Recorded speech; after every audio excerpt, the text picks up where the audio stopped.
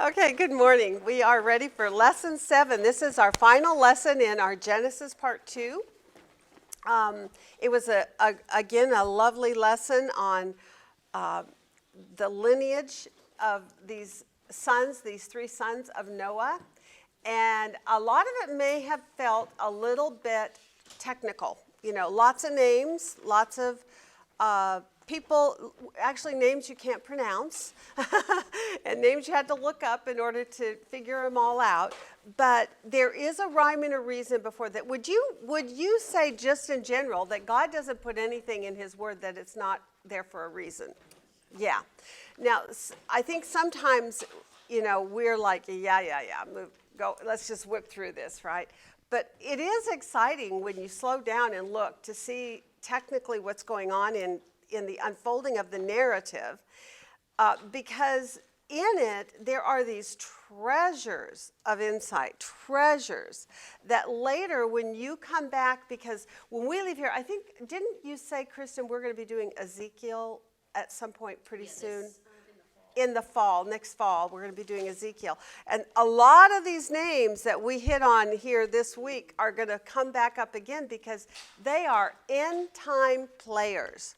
If you did not know that, this is your opportunity to see what is their root, where did they come from, what is their background, right? And to be able to kind of pull that thread in Scripture and bring it forward to where you're going to be later in the storyline.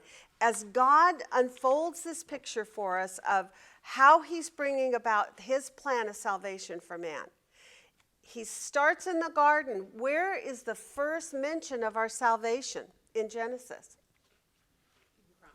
The promised seed. Right there at the very beginning of man's sin, God had a solution already. Do you think God had to scratch His head and say, how am I going to fix this mess? No. What does the Scripture tell us about God's plan for salvation? From before. Thank you very much, Annette. So, yeah, it's in Ephesians 1, yeah. So from before, but Romans covers a lot of it as well, right? It gives all the doctrines.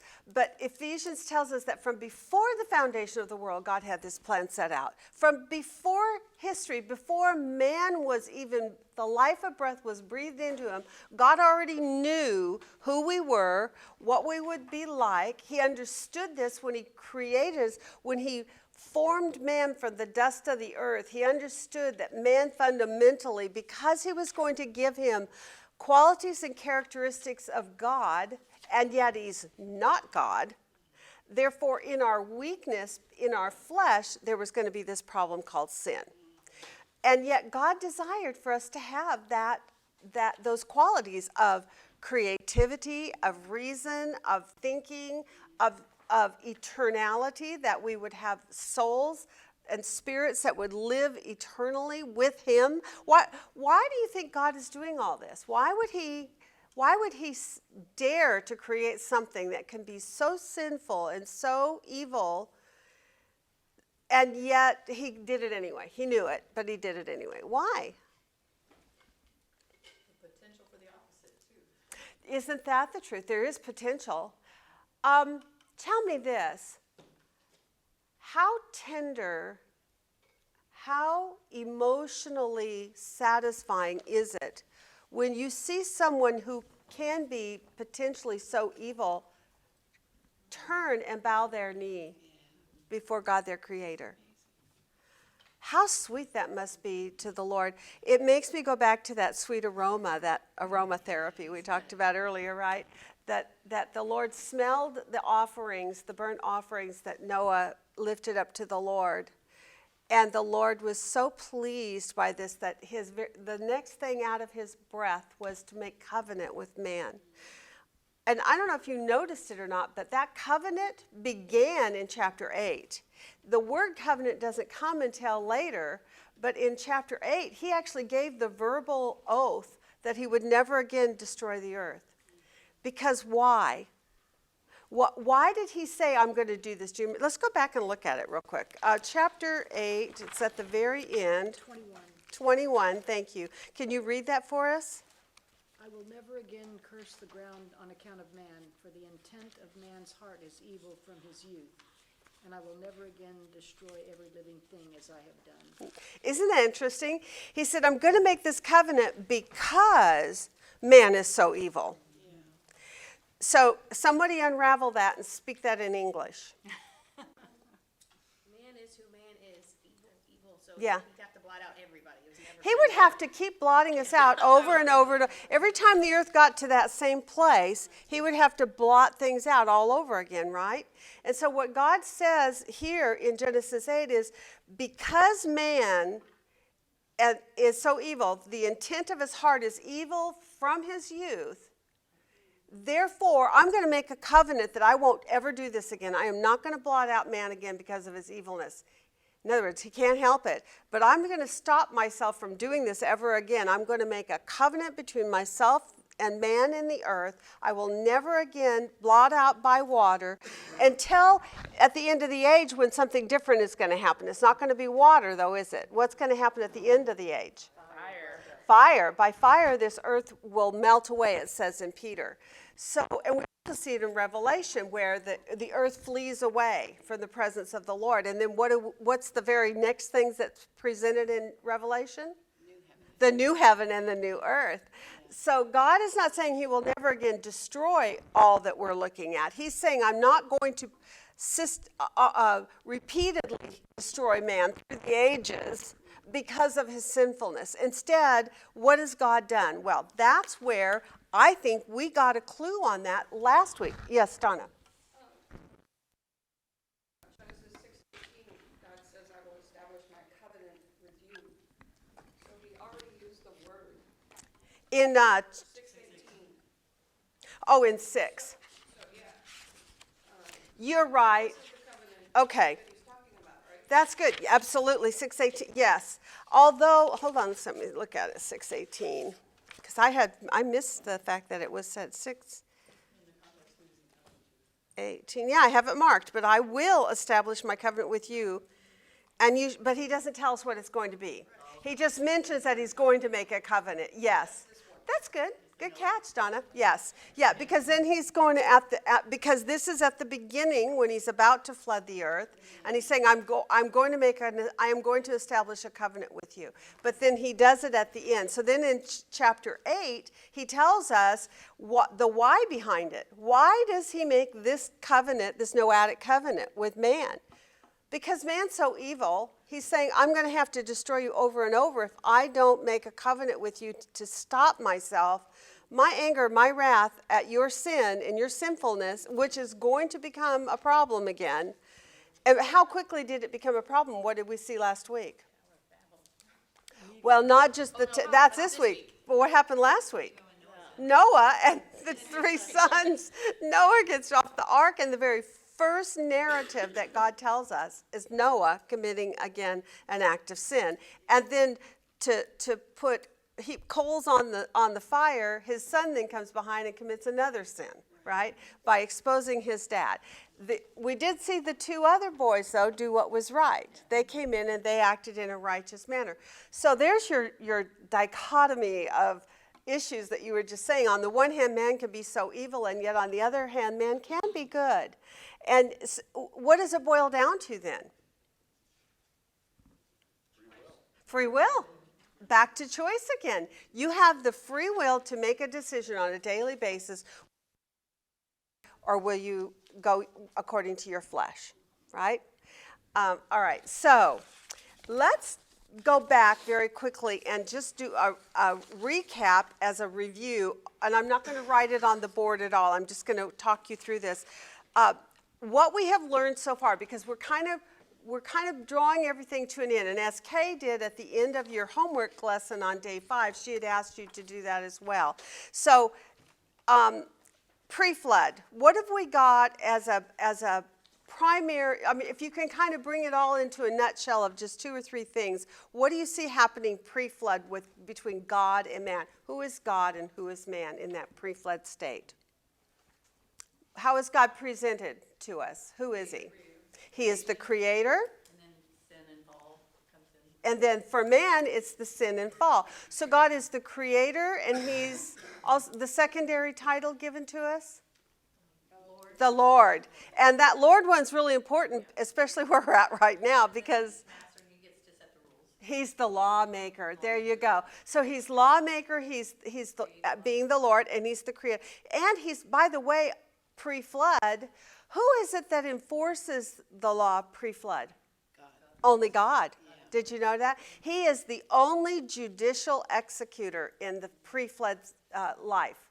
So man was not yet in authority over man in any way judicially.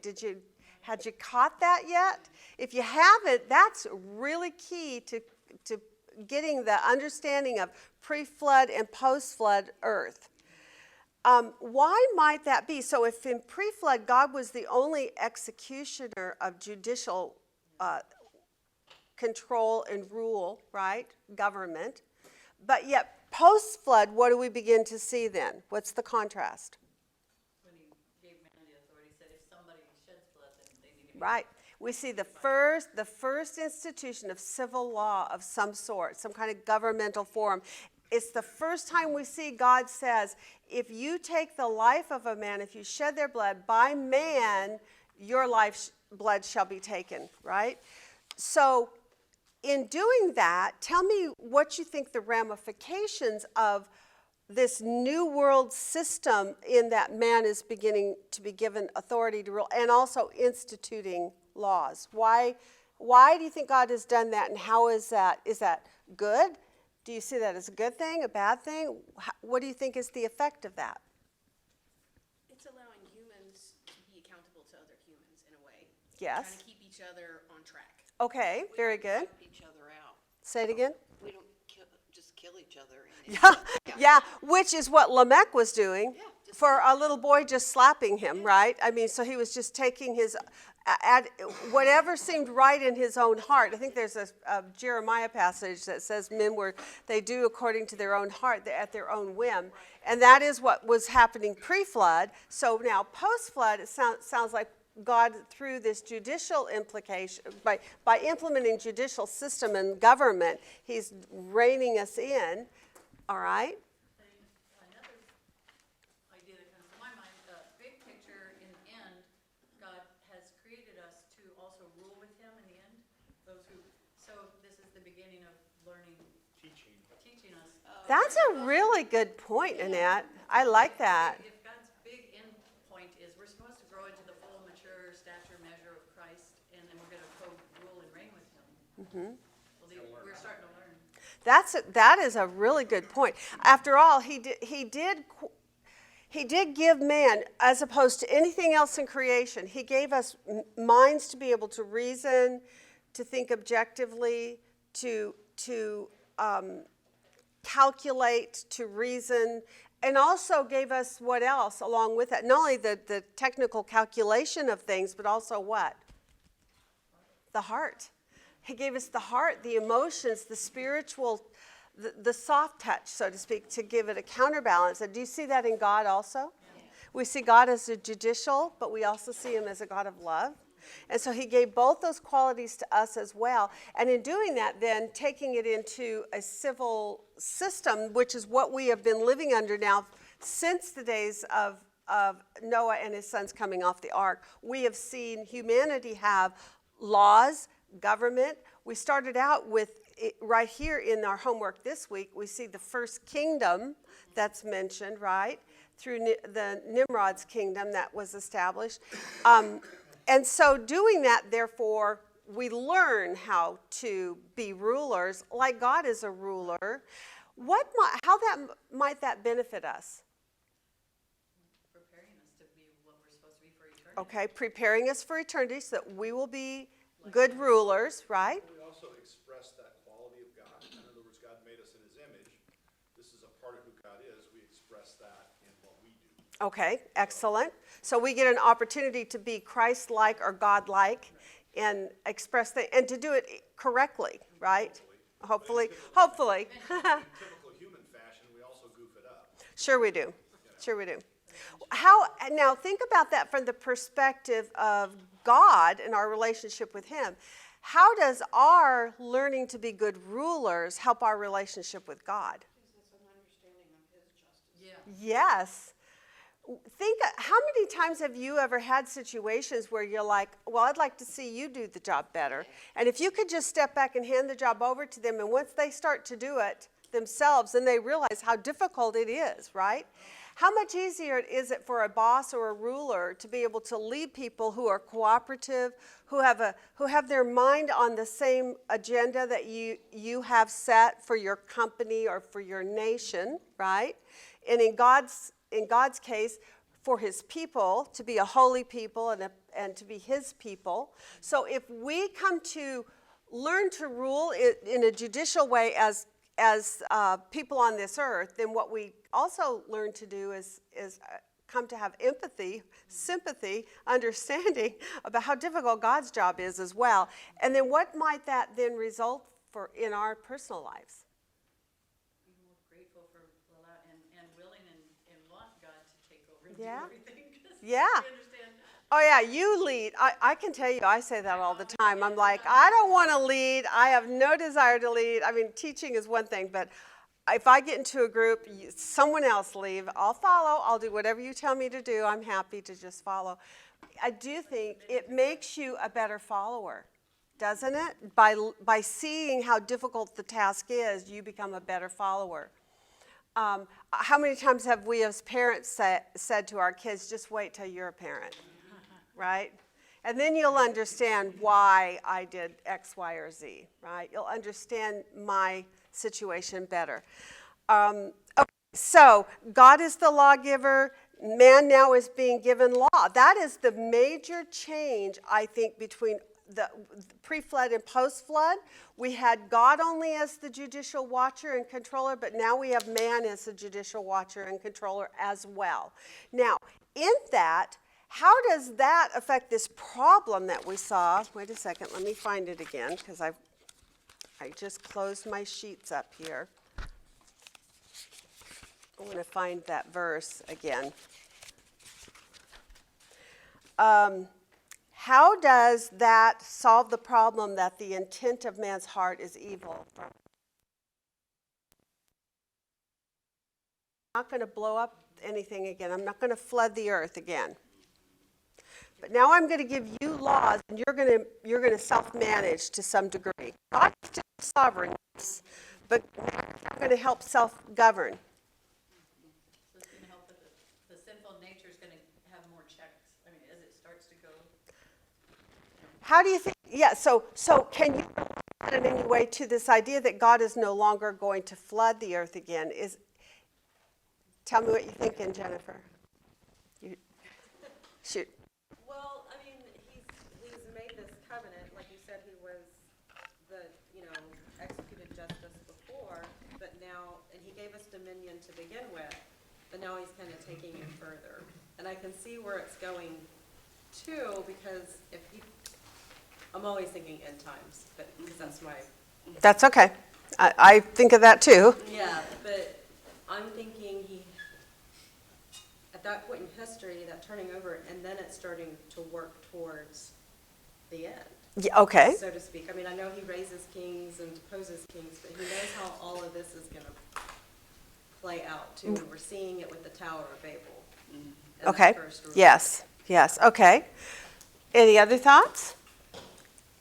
What about the fact that if God is not going to destroy the earth again, he's literally imposing a judicial system among men themselves so that the sinfulness of man, where it came to in that state with Noah in the days of Noah, it got that so bad that there were 8 people on the whole planet that God was able to save.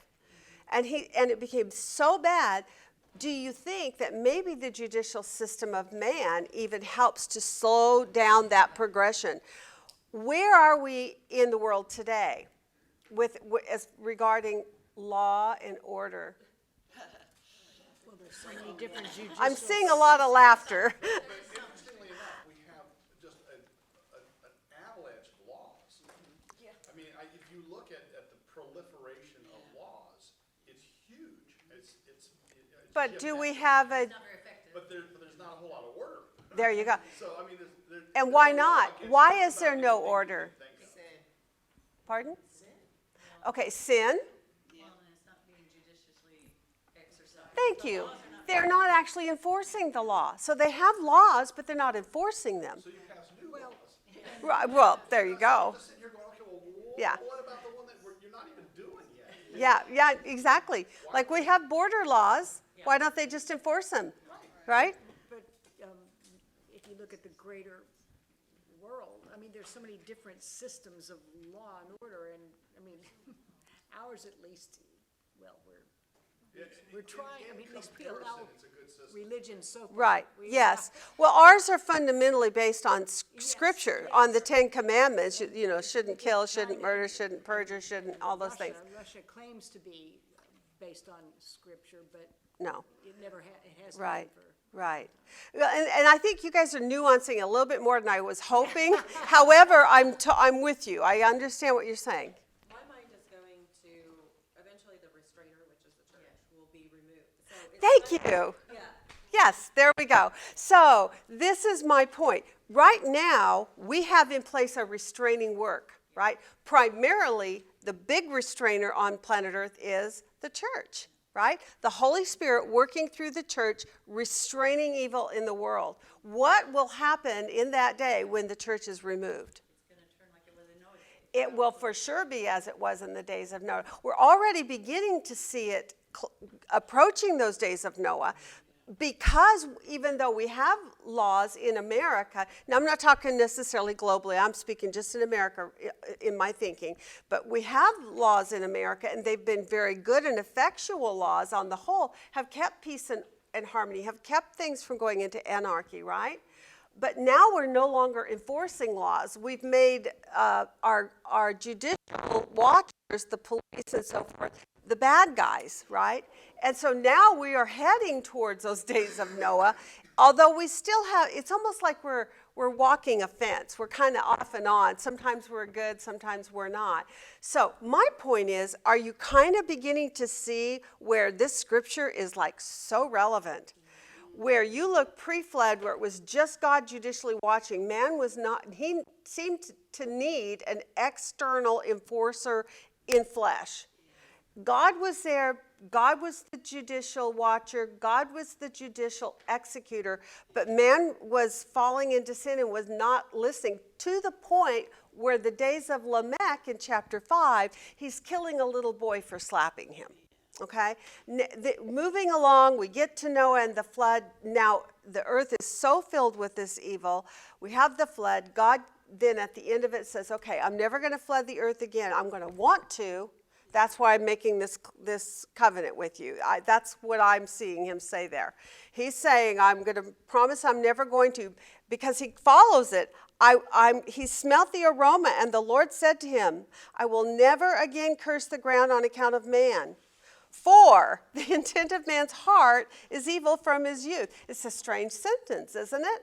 But what he's saying there is, I'm going to want to, but therefore I'm going to make a covenant so that I won't, because I've got a plan, right? I've got a plan. We said earlier, it's the seed. The seed is going to come and resolve the problem of man's sin, forgiveness for that, because man is always going to be a sinner. He is a sinner. And so he says, from his youth he is. And he said, but I'm never again going to destroy every living thing as I have done. While the earth remains, seed time and harvest, cold and heat, summer and winter, day and night shall not cease. So stability in there. What does that do for us then as human beings also? What does that promise do for us? Stability enables It provides us with prosperity. security and a sense of stability, and the ability then to build on top of that foundation the other things that God is looking for Yeah. out of us as humans. But going back to the end, it doesn't matter. I mean, it just doesn't. We know where this thing is going. Absolutely, we know where it's going. Do our best, and I I think that's what God calls us to do. You know, so again, whether it's the church or us individually, you know, being that restrainer, the rock underneath the wheel that keeps this thing from just rolling down the hill. But it's going to roll down the hill. I think that's a very good analogy, a rock under the wheel. That's kind of what law being put into place by God since the flood. It's the rock that holds that wheel from rolling down the hill. I love that. I'm going to use that one from now on. That's one problem, and that's that it doesn't change gravity. Yeah, no, it doesn't change gravity, but what it does do is it says God, who is all-knowing, all-seeing, he sees where things are going, and yeah, he sees the end too. He knows the end time is coming. But until he's ready, how many times did Jesus say as he was on earth, it's not yet my time, it's not yet my time, it's not, so. Getting to the place where it's like, okay, well, why? Why not just get this over with? Well, let's give folks the maximum amount of time, a reasonable amount of time, to make the change. To repent. To repent, bend the knee, to change where they are in this whole thing. I'm like, because I'm merciful, I'm not slow. Right. No. I'm patient. I- There's a difference. Oh, boy, is there. Big difference. But I'm not slow, I'm patient. I'm going to give you a fair chance, but Yeah. at some point in time, Yeah. it'll be the end. Okay, so I think we kind of mulled that over pretty good. And what I'm hoping I've done is tried to get your minds wrapped around this idea of pre-flood, post-flood, what's the difference? And I don't know if you've ever considered that aspect of this storyline, this narrative before or not. I certainly had not until this time. And it's so awesome how God, every time we do a study, he teaches us new things, you know, and that's what you're looking for. If you've stopped learning, you're in trouble because there's always something more to learn.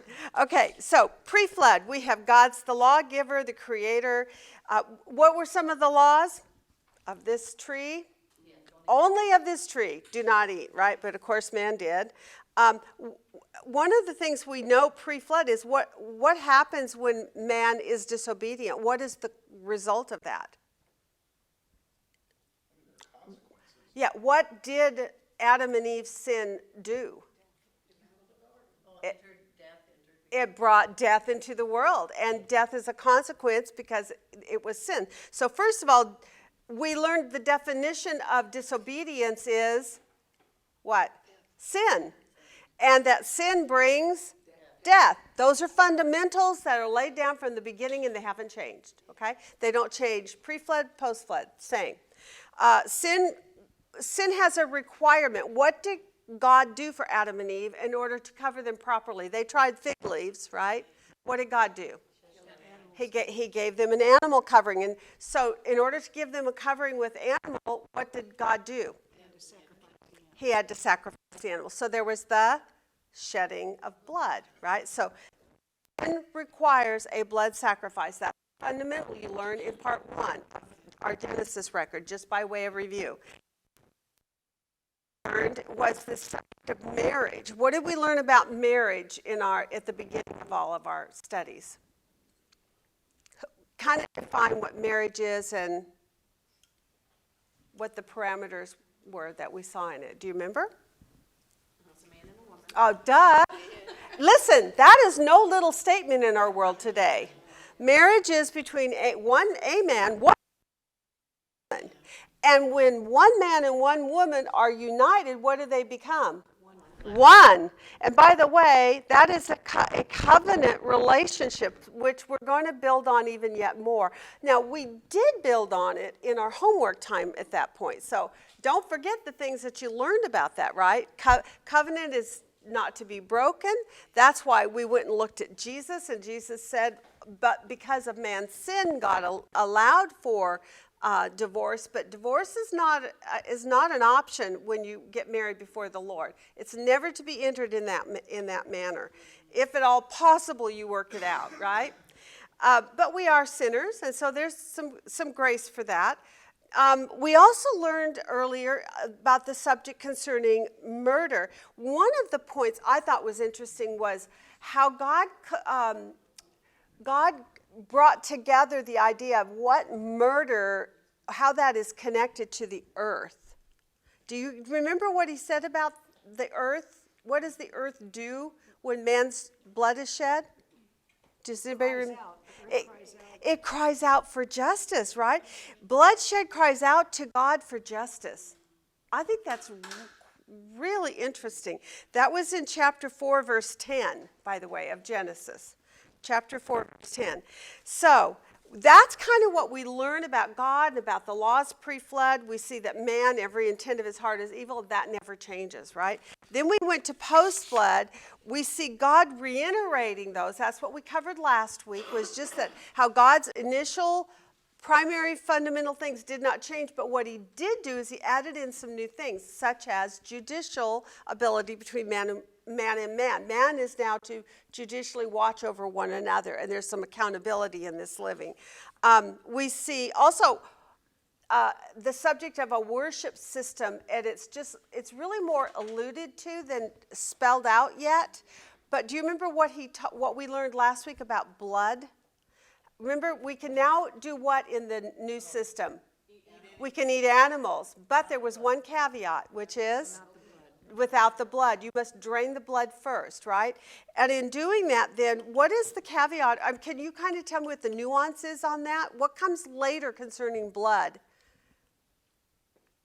We know that Moses wrote what we're reading here in Genesis, right? He was about to enter into the promised land. What did God give to Moses and the Israelites at that same time? The law. And one of them was the worship system of the law, right? And in the worship system of the law in the book of Leviticus, what did they learn about blood? It's a high holy article of worship. And it is only to be used for atonement. So it became a symbolic picture. That is why God, right here in Genesis, begins to lay down a concept in the mind of man that blood is sacred, it's protected, it's only to be used for a specific thing. Okay? And that's in order to help man not think lightly of the shedding of blood. Whose blood eventually is shed? Jesus. Right? And there's a verse, and I know I'm not going to remember the whole thing, but it talks about it. It's the precious blood. And it is a blood that is not like the animal blood, right? In Hebrews is where I'm thinking. Okay, so eating of blood is forbidden. We also see in where we've come at this point is the introduction of the subject of covenant. We did see it in chapter 6. Thank you for pointing that out, Donna. But we also see it then beginning in chapter 8 and then in 9, right? It comes in and it builds it further. Fundamentally, what do you learn in chapter 8 and 9 about covenant? What are some of the primary principles about a covenant? They're between parties. Okay, between two parties. And in this case, it was an everlasting covenant. What else? There's bloodshed. As a matter of fact, in chapter 8, he had already shed the blood and worshipped God, and then God made the oath to him, right? He made this promise of oath. Just so you know, you only shared that with the night class, not the morning class. Oh. About that. Oh. Chapter 8, okay, well, I did earlier just this morning. We already kind of talked it through, but I'll say it again.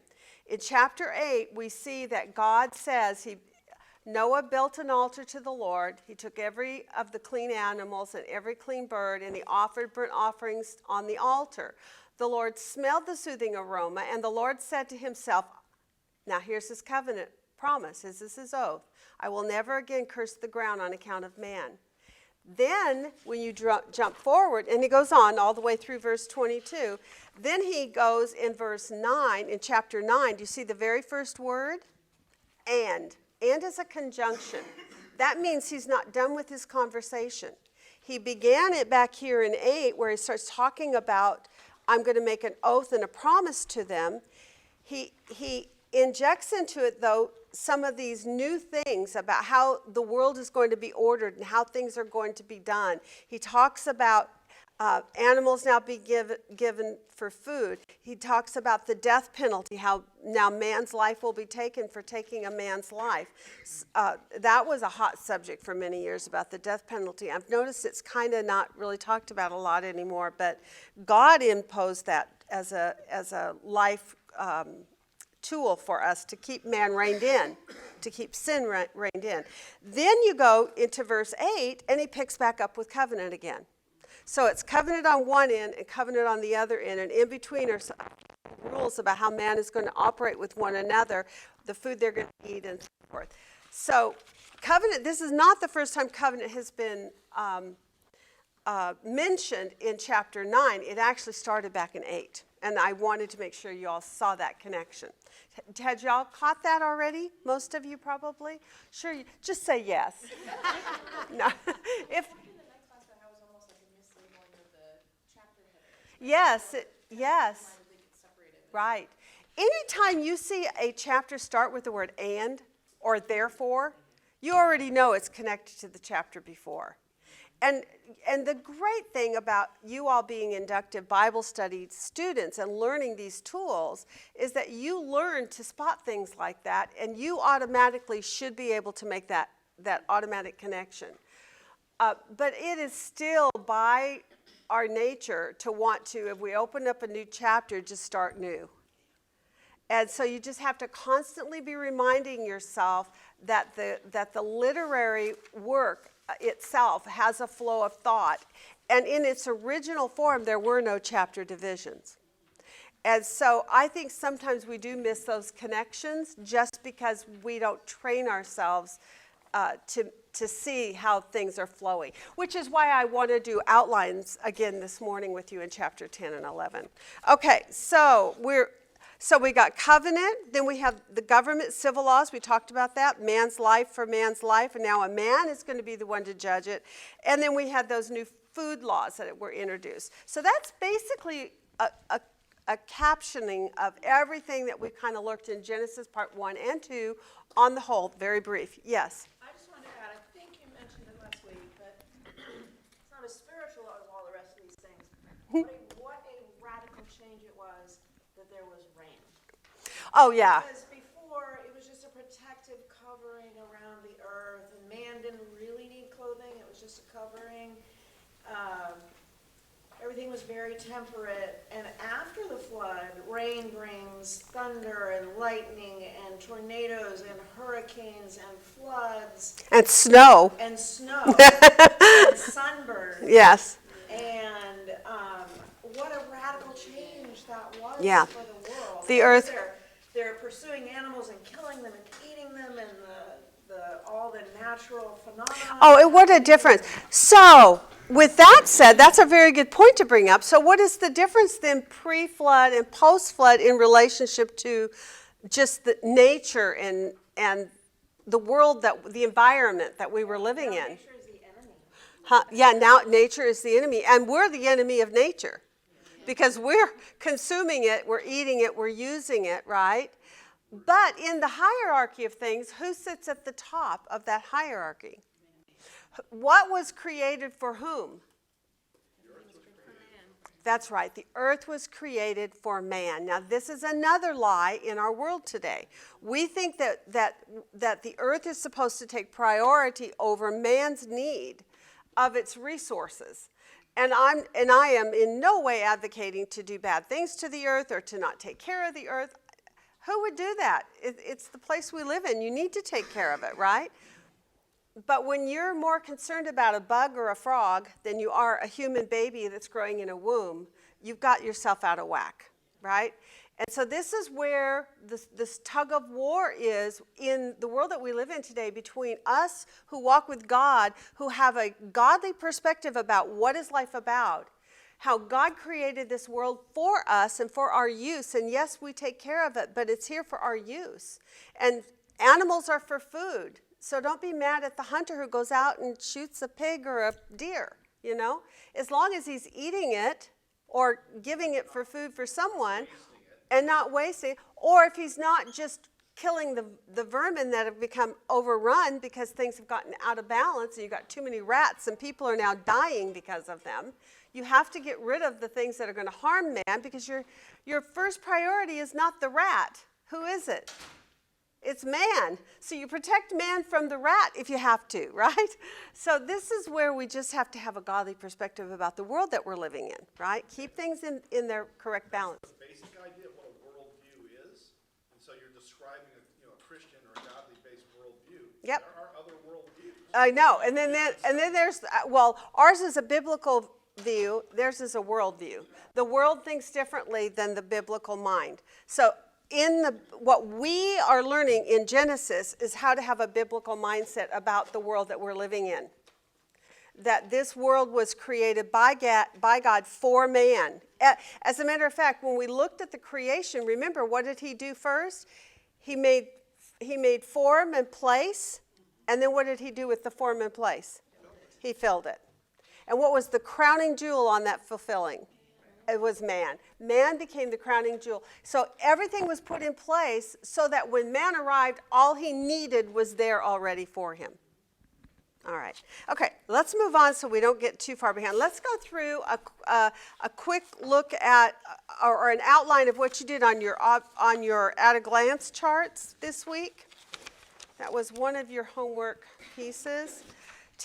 So I don't want to go too deeply into all of the titles. We're going to hit chapter 10 and 11 here in just a minute. But I want to look at the bigger, chunkier things, which would be the segment divisions, because those might be the things that you've not done yet. Last week I went through very quickly at the end, and we just recapped what we think our titles are. And your titles can be fluid and changing slightly, ever so slightly as you go along. One of the things I do know that happens to me, and it probably does for you as well, when I'm in the study of a specific chapter, I want my titles to have more information in the title. Later, when I'm pulled back from it and I've moved on, then I look back at it and go, oh, all I need is this, right? So, you look at chapter 1 and you think of all these things that should be in it, and in the end you go, no, creation. Good. Chapter 1, he created, right? Chapter 2, what did he do? He created man in his image. That's it. And man sinned in chapter 3, and death entered the creation. In chapter 4, chapter 4 and 5, we saw the two lineages, right? And you can mark those however you want as far as titling. Chapter 6, we see man striving against the Lord and how violence filled the earth, so forth. And therefore you had to have what? Noah's flood, right? So we see Noah and the flood going on there in 6, 7, and 8. Okay, so let's go back then and just look at the what might be considered segment divisions. And I'm going to just kind of throw them out there for you so that you can write them down quickly and ponder on them, okay? Genesis 1 and 2, on the whole, if you wanted to give it one title, what would you call it? Creation. There's your first segment division, creation. Your second segment division would be chapters 3 to 5. And in there, what do you see happening?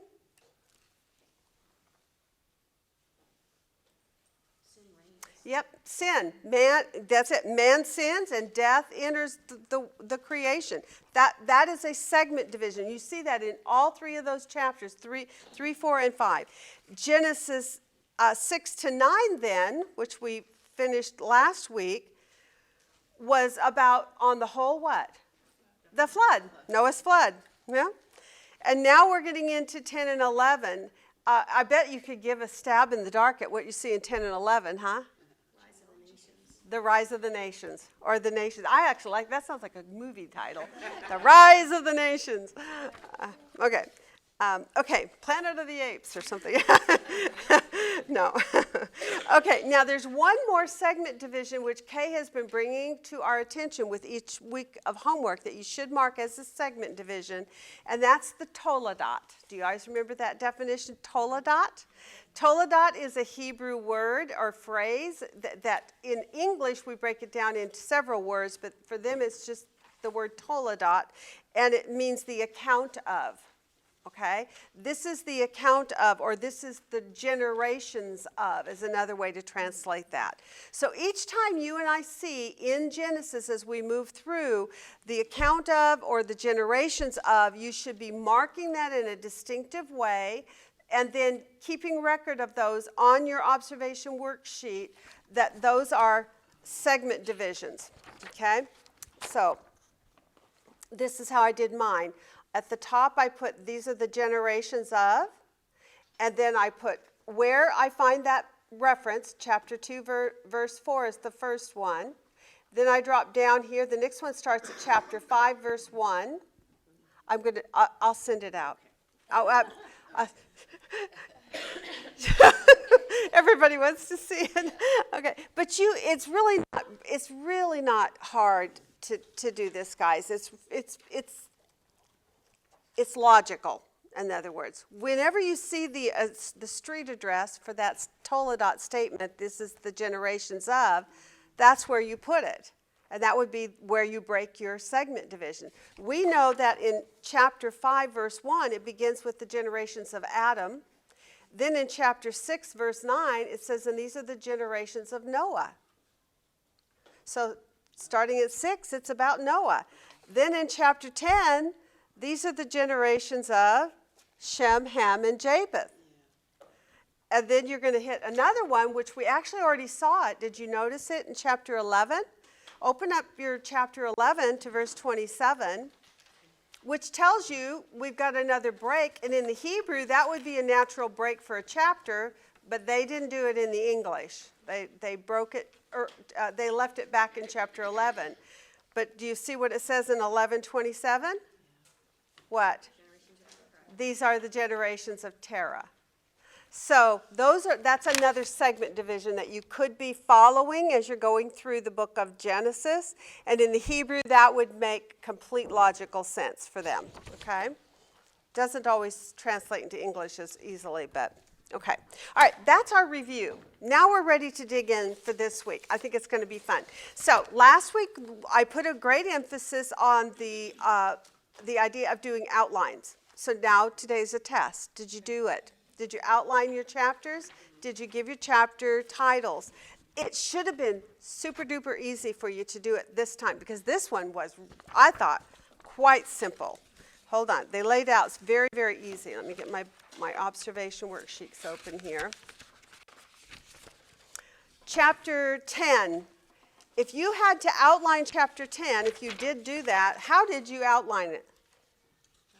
1 to 5, sons of Japheth. Good. 6 to 20, the sons of Ham.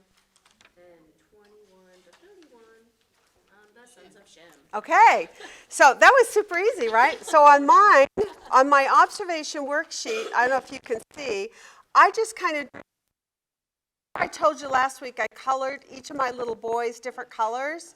So I have Japheth in purple, so I just boxed in purple the segment division that talks about Shem and all his descendants. I did the same thing when I hit Ham, all the way down to verse 20, just as Kristen said. And then you pick up at the end with Shem, starting in verse 21 and taking it to the end. And I just highlighted, put a little box around it, and marked it with red. Just so that on my observation worksheet, I could very easily and quickly note mentally which family line am I in, okay? Now, this helped me a little bit because this week I had a video I came across where a man takes this segment here about Nimrod, and starting in verse 9, he gives a little different take on how he interprets it, and he does it through the Hebrew language. And I was with him until I came to see that one of the things that he interprets as being Asher rather than Assyria, he thinks it's the son Asher, and it's all about the language changing. But it didn't. His interpretation in no way changes the outcome of what's being said here. The storyline is the same, the rebellion is the same, and God's reply was the same. But he kind of changed it. But one of the things he did do is he said, well, I think that this statement, it says, from that land he went forth into Assyria. He thinks that it really should say, Asher went forth and built Nineveh and Rehoboth, Ir, and Calah, because the root word of Assyria is Asher. And I thought, well, that's interesting. But then all of a sudden I picked up on it and I went, wait a minute, that puts Shem's bloodline, who is Asher, back into the bloodline of Ham. So I went, I don't know that I'm going to go there with that one. I mean, I kind of like what he said previously about the Nimrod part, but we'll talk about it maybe privately off the camera later, because it's a little complicated, and I'm still going to teach it exactly as we see it written in translation right here, okay? But just know there's other things out there to consider. Whenever I taught Isaiah, you see in there that Babylon and Assyria are like sister nations. Yeah, yeah. Yeah, they are. And that's the other issue is things overlap. And we saw that when we did our mapping, right? Now, you all had a map to work on. Now, I found this one online, and I loved it because do you see how the circles, they cause an overlap of certain things? Because why? Well, they all started in the area of Babylon and then spread out. Therefore, there was going to be some overlap of these people. They're going to mix a little bit in the beginning as things went. I really liked this. I have this already fixed to my teaching chart. When it goes out, you will get it, okay? So I liked it too. I thought it was really I was trying to do the kind same of, thing, because I was like, well, here's a purple guy up here, that's my color for Shem. Like, Yeah. it's in the mix of all the orange, so how come? yeah, I know. I did too. So how did y'all do on your mapping? Did you, we still kind of came out about the same. I was really happy because when I compared to theirs, I went, right. Woo! But it was really fun because you had to look for certain names and kind of underline them and figure out who was with what and kind of get the idea. But it was difficult to figure out at what point does it start and stop because I don't think the borders were that definitive as Jennifer just said. Okay, so there was that. Now, let's do, okay, those. Let's go back to the outlining then. Okay, so we've already got a pretty good outline figured out here. Genesis 10 then, we're going to do 1 to 5, and you said it's on who? The sons of Japheth. Japheth. And that's all I titled it. You could put more if you want more of a title, but all I needed to know was everything in there is about Japheth. It can be, but these are the generations of Ham, Shem, and Japheth. I didn't want to just leave it out. You could put one all by itself, but what would you title it? Because it's kind of like. Toledot. It's like, it's the front and back cover of the book, because it's exactly the same over here. Exactly, and at the end in 31, I put 31 with Shem. Okay, these are the, yes, it's a very good chapter title. These are the records of the generation. So you said what on your title? Oh, you did the whole thing? Generations of That's a lot of title. Yeah. Or you could have just said Shem, Ham, and Japheth. That would have done it too. Yes, exactly. See, one of the things that, though, I do think it's tricky, but on the one hand, some people like more detail, and some people are okay with shorter, concise things. I like them short and concise because all I need to know is what's going on in there.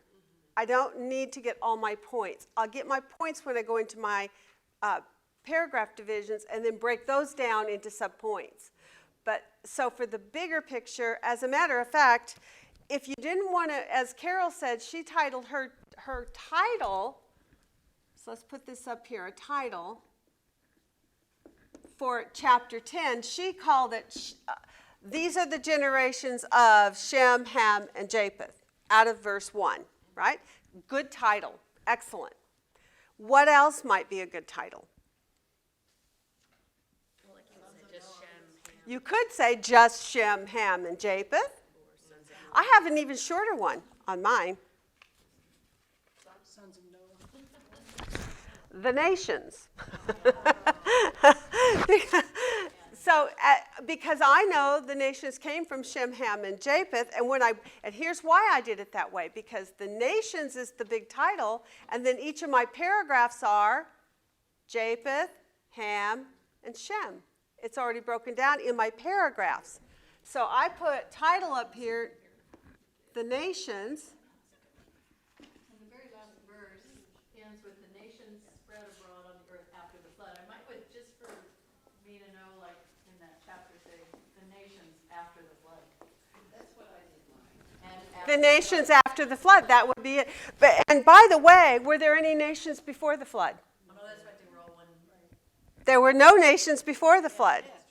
So you could actually do this as well. How God separated the nations could come up later in the next chapter, right? I mean, there are a lot of variations. So what I'm doing for you guys, I'm giving you the liberty to make your own choice. You get to pick how you see this laying out. What you want to see is a logical flow. You want to see what happened in chapter 10 versus what happens in 11. And you want to see how it breaks down. You want to remember that your paragraphs support your title. So your title is one thing, and then your paragraphs should be different. So you don't really want your title of your chapter to be the same thing as what your outline is. So that's why I did it this way. These are the nations, and I put Japheth, Ham, and then this was to 32, Shem, Seth. Yeah, Shem. I don't know why I said Seth. I'm back to the last chapter. Okay. All right, so that's, how'd you like that outline? That took us like 5 seconds. Everybody's going, yay. Okay, now let's do Genesis 11 again, also same thing. And then we'll go back and pick these apart, okay? We'll look at any details that you would like to see on them. Okay, in the outline there, well, there's a pretty good narrative going on, isn't there? Until when? Until you hit verse 10. And now what happens in verse 10? You're back to another genealogy. Now, is that confusing? Didn't you just have the genealogy of Shem back in chapter 10? So why do you have a different genealogy in 11? Another one. Okay. We got to the next character. Yes, we are going to have to figure this out. Now, how many of you did what I suggested last week? I told you, I said, when Kay says that she wants you to compare one thing to another, I like to take the text that she gives you and what she wants you to compare it to and lay them side by side. Did anybody do that? If you didn't, how many of you in here can do that? Know how to make 2 boxes on their computer, and please do it. Please trust me on this. This is a tool, and you will love, love, love it. And from here on, you will probably do it for all kinds of things, because sometimes even just when we're doing topical studies on subjects, and I like to get them all in one box and lay them all together, and then I go in and mark key words all the same in all the verses. And it helps me to really draw out insights that I would totally have missed had I not done it that way. Put in your columns, though, all of 10, all of 11, or just the... I did. The genealogy. Just the genealogy of Seth. Yeah, I didn't do the first part. But the genealogy of the lineage of Shem in Genesis 10 is 21 to 31. Okay? Then in Genesis 11, it's 10 to 32. So that's why I had to have the extra chart. Now this stuff down here is me figuring out who married whom. What a mess that was. So anyway, so just ignore this part. But the rest of my comparison is just laying them side by side. And then I was able to figure out why were there 2 genealogies and what was the distinction in them. And so we'll talk about that one. So now let's go back. We know we have then a narrative in verses 1 to 9. And what is that narrative about? Tower of Babel? Yeah. Yes, the Tower of Babel, you could call it that. Or rebellion. Rebellion, and God does what in response to the rebellion? He scatters them, right? Because why were they, do you remember why they were rebelling? What was the premise of their rebellion?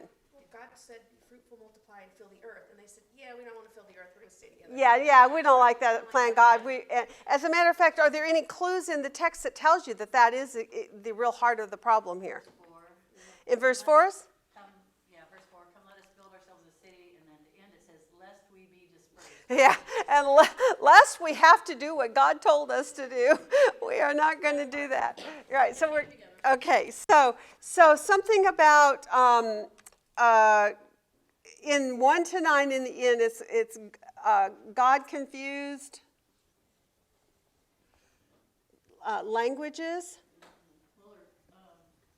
God enforces his desire for man to disperse. And scattered men. Okay, something along those lines. I mean, it's up somewhere along those lines.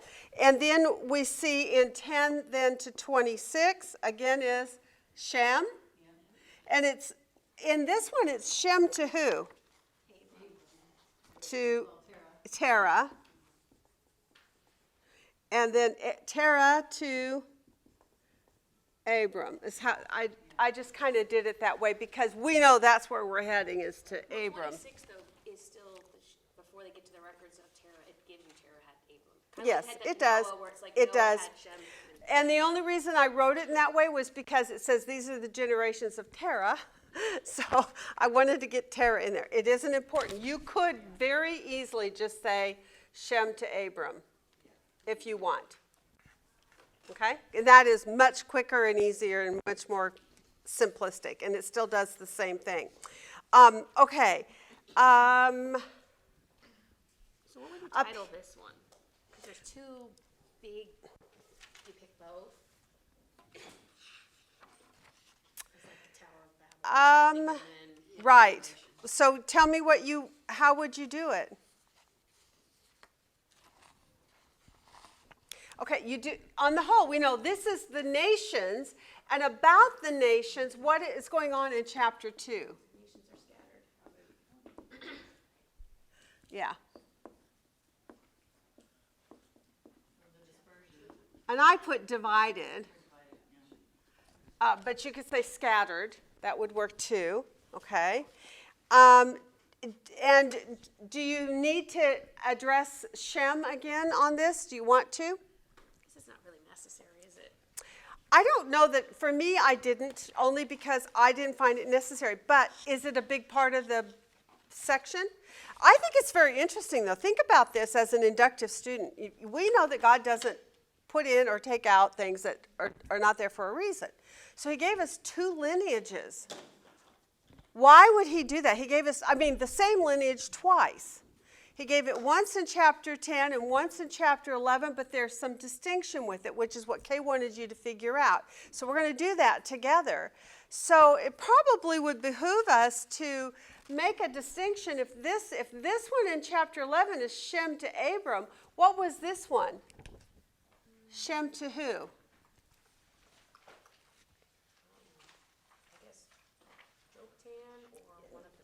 Jobab, yeah, Jobab, is that right? Yeah. It's very interesting that, but what is particularly the important name in that bloodline there in chapter 10?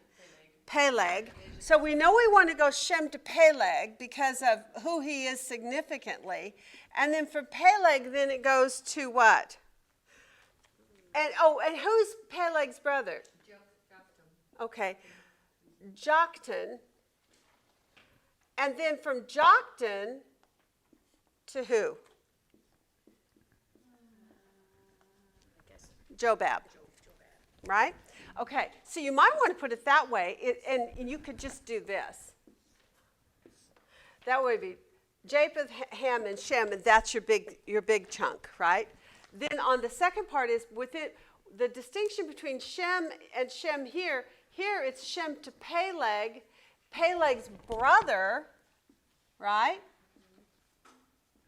Yeah, but what's significant about his brother? All right, that's a great question, isn't it? Yes, they did. They all had a lot. Of course, they were all living like several hundred years, so. There's nothing about him in the big picture timeline of the seed. Well, no, you're right about that. So there's now you're starting to think. I like this. He's not part of the seed line. If his brother, Peleg's brother 𝐓𝐞𝐬𝐬𝐬, he's not part of the seed line, but yet his seed line is given to you in detail. Must be showing up later. It must be something important about that bloodline. And what must be the affiliation between him and the seed line?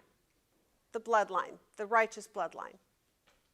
What does it tell you that is probably going on there? Why do you think Peleg's brother's bloodline is given to us? Well, the only way you're going to know is to do what? Research those names and find out who they're affiliated and what their relationship is with Israel later. Great idea. I looked up Peleg, it means earthquake. Earthquake or divide? Divide, yeah. Yes, it literally means divide. Yes, very cool. Okay, so those are your two outlines. For right now, this is where we're at. We have observations between Genesis 10 and 11. We see the I wanted to do this one with you this week as a follow-up to last week, just because how much easier this outline was than what we had last week. Last week was much more complicated. They're all going to be slightly different. When you are in a historical record, which is what we're in, you're looking for people, places, and events to be the things that will break down your paragraphs for you. In this week's work, it was primarily people, but one of them was an event. Okay, so we had one event, and then everything else had to do with people. But one of the cool things is, by doing this, you make note that there's Shem and there's Shem, and there's two different lineages listed, and if they're both listed, there's got to be a reason. And it's our job as inductive students then to try to dig that out and figure out why has God gone to so much effort to put two bloodlines with two outcomes, two family lineages to follow, and what is the dynamics between the two? What's going on between these people groups, and why would God make mention of them? Okay, obviously. The big picture difference to me was in 10, the focus was he was trying to help us understand the general idea of nations and the clans and lands, the groups, the people groups. Mm-hmm. But when he went back to Shem and specifically detailed him, that's because he's part of the seed line. Mm-hmm. And there he gave us a timeline. He didn't give us a timeline for the other Yeah. people. Yeah, and that would be sufficient to at least get you started. But the difference is, when you lay them side by side, does the lineage land you somewhere different? The one lineage lands you with Abraham, which is the righteous seed line, which you know you're going to be trying to follow because that leads you to Christ. But the other one lands you with this brother, Joktan's bloodline, and who are they? So that's your question. Okay? Isn't this fun? I love this. It's just so much fun. I also, Of course I have an answer, but am I going to give it to you? No! I'm going to make you dig it out. back Okay. in Genesis 10, when they were talking about the descendants of Ham, and then all the nations that came out of Ham, they were all the ones that the Israelites were supposed to drive off the land. Yeah, in the end we're going to, okay, so here's what we're going to do for the rest of the discussion.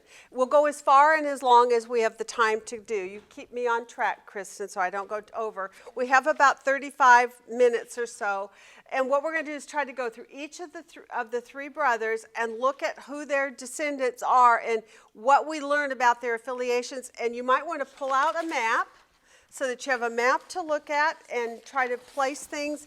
You can make yourself little notes as to where you see them on your map, and that'll help you. And then we're just going to look to see what we learn about them. Okay, so we're going to start with Japheth.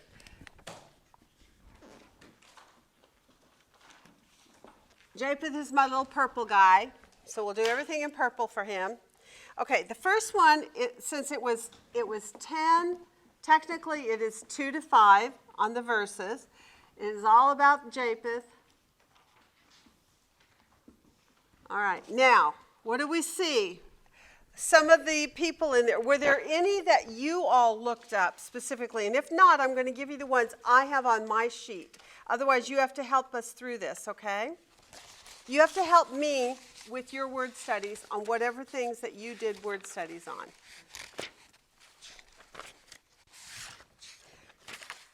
Where's 10? Did I pull it out? Oh, I pulled it out. Here it is.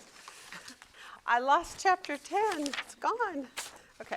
Well, Magog was a big one, I would think. Okay. So what did you, and what? I didn't Then do it, don't but- bring it up. If you don't have something to give me on it, I can't write it up here. If you, Is this the same location where we have the Gog and Magog? we do have a Magog. Do we know that for sure? How many Magogs are on the map? You mean this map? One. On any map? Just one, I think. Is there more than? Now I'm trying, because I've only ever seen one, but I've never looked for more than that. I'm not sure. I see a Magog on this map that's in Turkey, But are there other Magogs? Where do we generally think of Magog? Russia, yeah. Well, Oops. Magog is right there on the Black Sea, so Yeah. it's just a hop, skip, and a jump to Russia. To Russia. Ukraine. Yes, yes. Okay, so what I want you to do is tell me what you all researched, and that's what we're going to put on the board. Can we do that? Did anybody research? I was curious about, because they kept mentioning I'm going to have to give you what I have. Go ahead. about the families, the language, and the nations. That was curious to me, what exactly that meant. Isn't that cool, though? Okay, now, actually, when Kay kept asking me repeatedly the same question over and over, I think it was primarily about this. Did you notice that that is a key repeated phrase? It said, how many times is it said in chapter 10? 3 times. In other words, with each lineage, it says they were separated into their lands, every one. So how were they separated? By language, clan, and nation. Yeah. Does it mention anywhere in there that they were separated by waters and having to take a boat and how they traveled? No. It's talking about, Coastlands. huh? I thought it was odd that it mentions coastlands. Oh, one of them talks about they are the peoples of the coastlands. Yeah. Now, and what are the coastlands? Where the water meets the land. Water means land. So it could be islands, right? Along the island areas, right? Yes? Okay, well, let's just start off with what I have on mine, and we'll go from there, okay? In 10:3, we have a mention of a person named 𝐓𝐴𝐶. And it's number 813. And in the definition, it says, these are a northern people, perhaps of Bithynia. These are the sons of Gomer. We see that in Genesis 10:3. Also in 1 Chronicles 1:6. You might want to make that yourself a note on that so that you could go look that up just if you're curious. It's a country near Armenia in the upper Euphrates. And it says on here, and this part's, I think, the important part, some relate them with the Scythians that come up later in history. So the reason why we are taking the time to do this today is foundation laying for later. Because later, as we study through Genesis, and if we were to, and even when we get to Ezekiel, so these are going to be names that are going to keep popping up. And if you want to kind of have a connection or a knowledge of who these are, and later, if you take good notes on this right now, later you can come back to your Genesis table of nations. Just remember that it's there. You'll be able to pick up some little tidbits. Oh, these people are connected to Ham. No wonder God's doing that, right? Oh, these people are connected to Shem. Oh, I see what God's doing, right? You're gonna have some aha moments because of doing this. That's all. Okay, so this guy here is a northern people.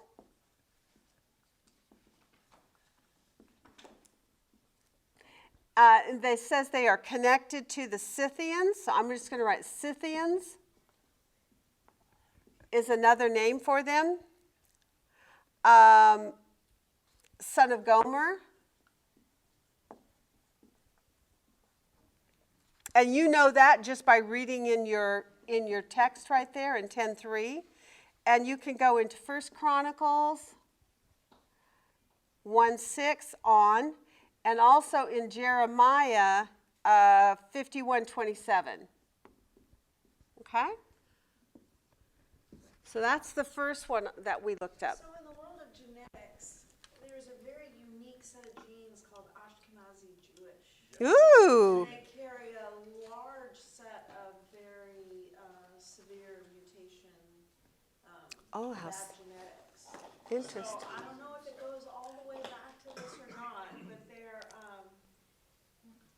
are. But it's very distinctive. The genetic code is very distinctive, and they can pull it out every time. I know, isn't that See amazing? it, and they go, okay, no, this is Ashkenazi Jewish heritage. If they came into this room and did a DNA on all of us, we could find out which one we're connected to. I hope I'm with Shem. Oh, Shem, no more. I think we're all by Shem by the blood of Jesus. Okay, the next one is Tarshish.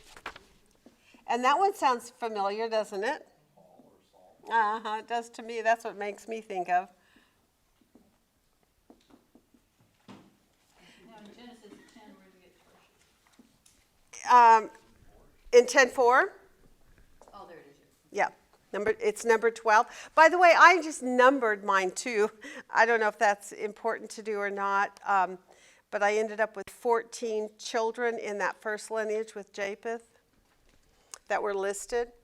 Okay, in Tarshish it says, a distant part of the Mediterranean Sea to which the prophet Jonah was trying to flee.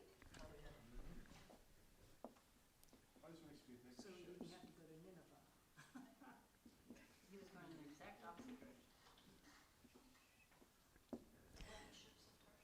Yeah, the ships of Tarshish. So are you starting to see where some of these names would be helpful to at least be familiar with, and then to be able to see which family line that they are associated with? I always thought that that meant Spain, but I saw people referring to it as meaning all of Western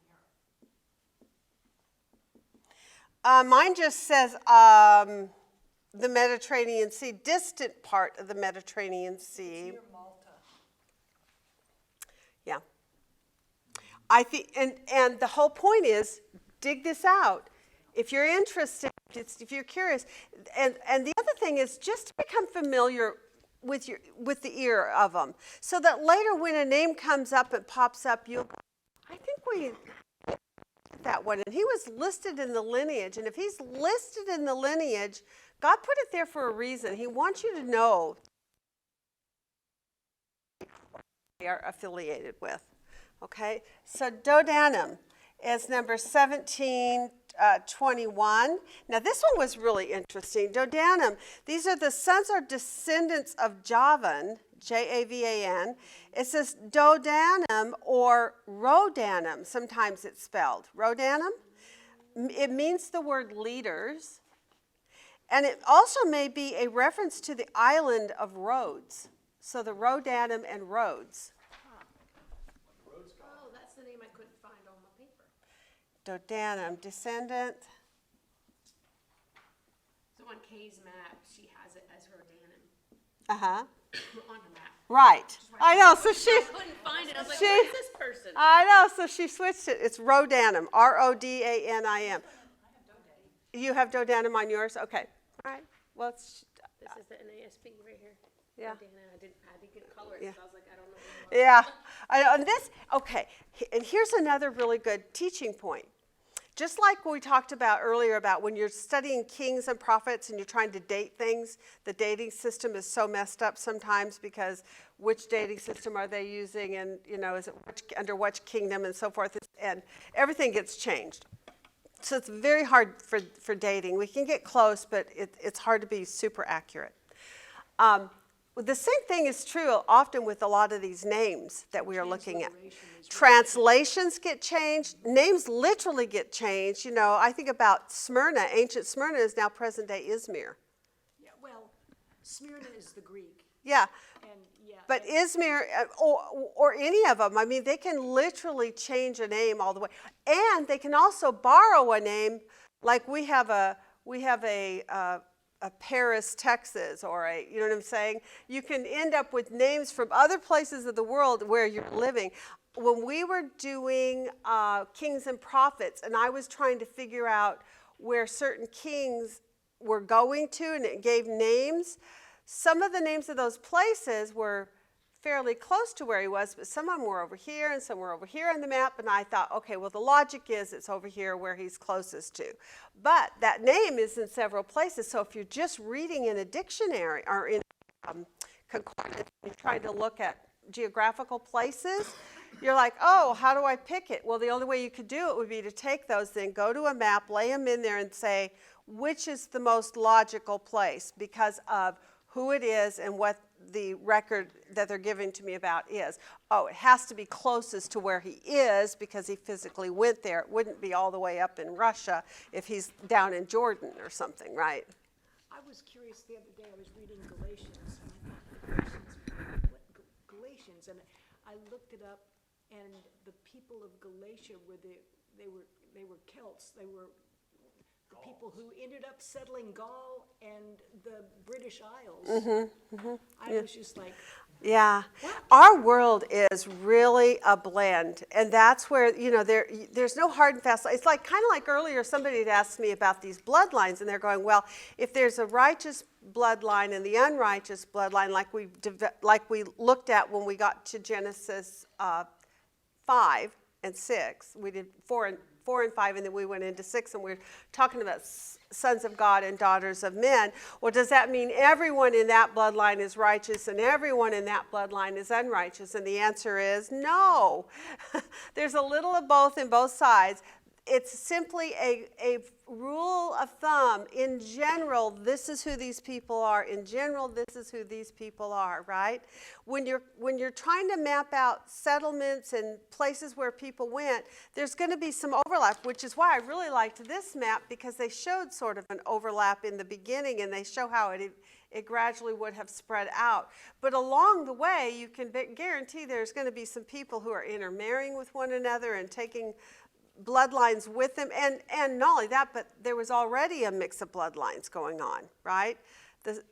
When you looked at Abraham and that lineage that's given to us in chapter 11 about him, he marries Sarah, and who is Sarah to Abraham? His half-sister. And his other brother married one of his brother's daughters, and I mean, it's just, but see, that was in the day when that was acceptable as normal. Everybody did it. And a lot of it was for protection, and it was actually genuinely an act of love. It was the kinsman redeemer, so to speak, taking in someone who had been abandoned because of death of a husband. Someone else marries them to take them in. So it isn't until Leviticus that God starts laying down laws about you cannot do that anymore. Abraham sent his servant to get the wife for his son back to his uncle. To his uncle, yeah, there you go. So he married a cousin or something, right? Yes. All right. 10:4. So then we have Gomer.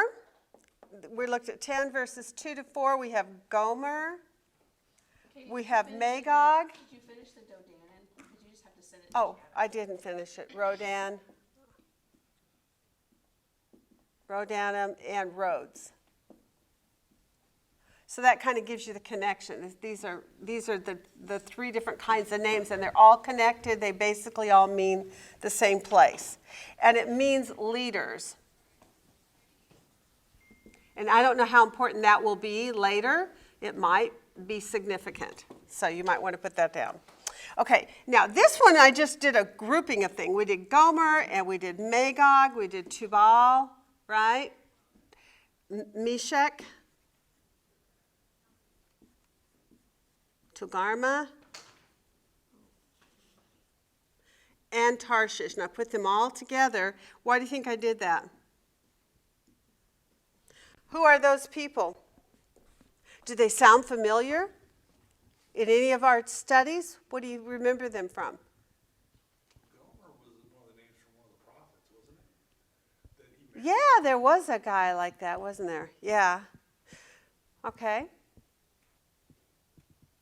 Well, just so if you don't know, they're all mentioned in the book of Ezekiel. And they all have prophetic utterances against their nations. So these are all mentioned in Ezekiel later. I'm preparing us for Ezekiel. I didn't mean to, but it's kind of turning out. And end times. Anything that you see about end times, some of those names are going to come up. So they have some kind of an impact. They have a power play. They have a position in the world of some sort at the end of the age. And God is going to deal with them. So those names would be names that will be familiar. Most of those are located where? Turkey. All in Turkey. Okay. The last one, it says 10:5, and I did this generic one. It just says the coastlands. And what that literally means is all the, like, where the Philistines were along the coastline of Israel, that's a coastline. And any of the islands that would be out there, like Rhodes and Crete and, you know, these different kinds of places. Now, yes.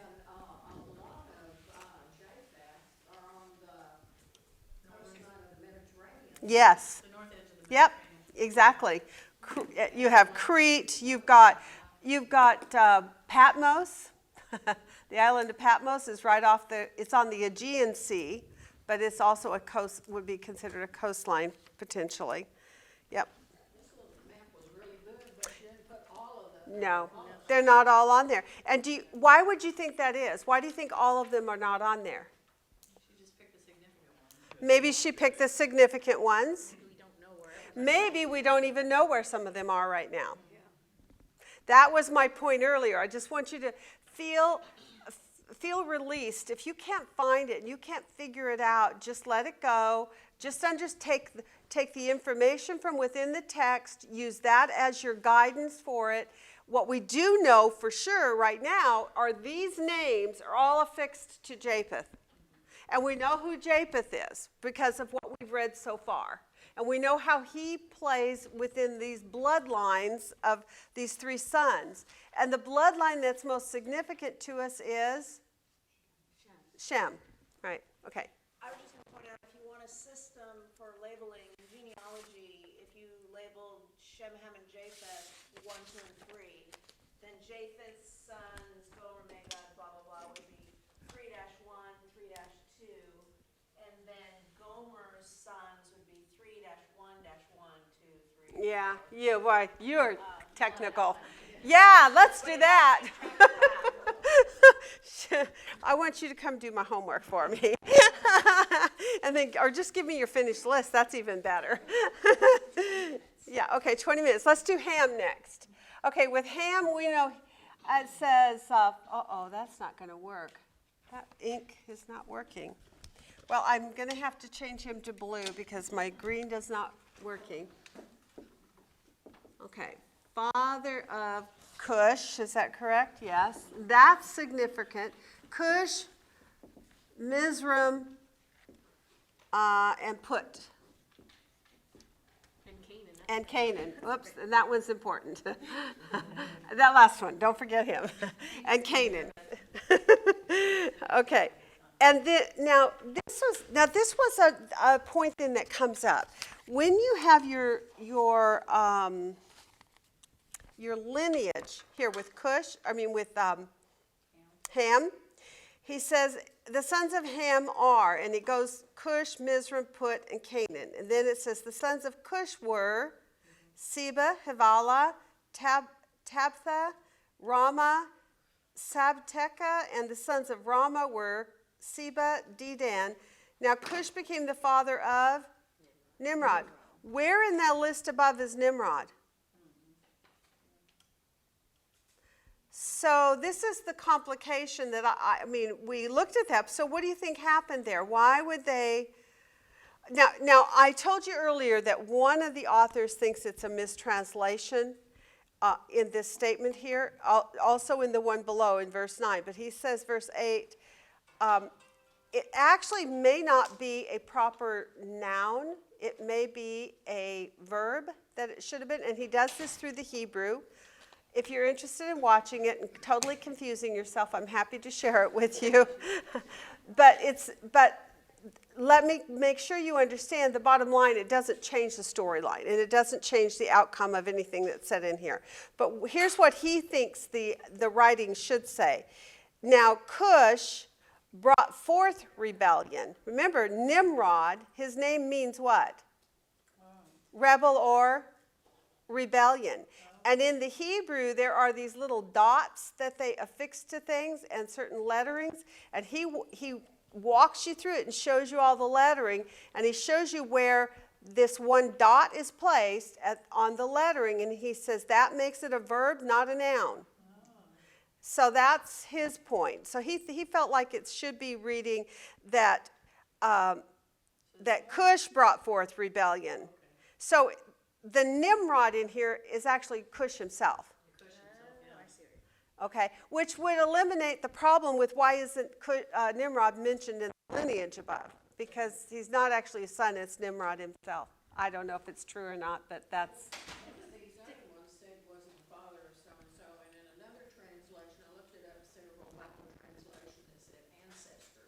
So maybe Nimrod is not a son, but farther Yeah. down the line. Well, I'm Could be. definitely interested because Could be. verse 9, if you're trying to make it a verb, it's not, because it's, in that case, he's naming that he was a mighty hunter before the Lord. Mm-hmm. Rebellion is not a mighty hunter before the Lord.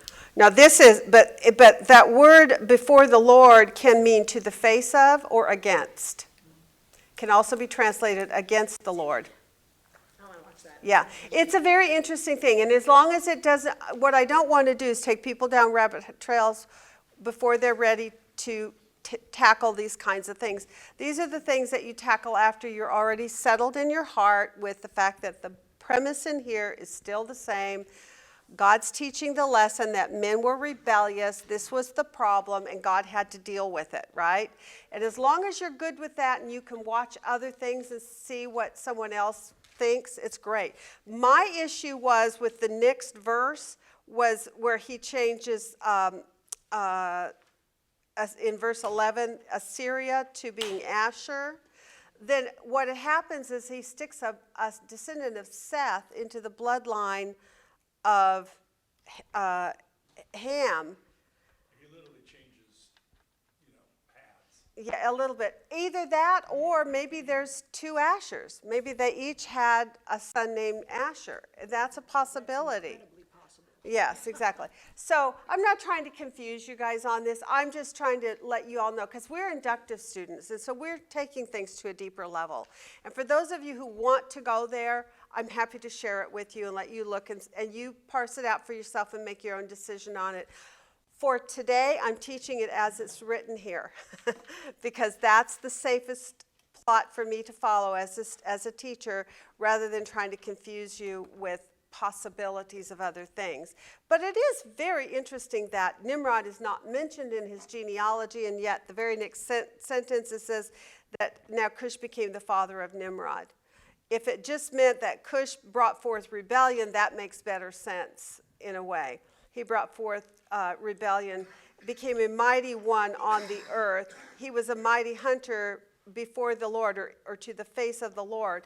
Therefore it is said, Nimrod, a mighty hunter before the Lord. And we do see cross-references to Nimrod in another place. I can't remember where it was, but so all that would have to be parsed out. So I didn't mean to bring it up to confuse you. I just meant to inform you, okay? All right, so let's go back and look at Ham and see what we learned about Ham. We see then, it does say that then he gave birth to Nimrod. So I'm just going to write Nimrod on here, and we're going to define him. He's called a mighty hunter.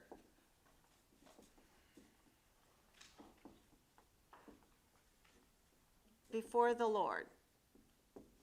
Okay, what do we know about this word mighty? Did anybody look that word up?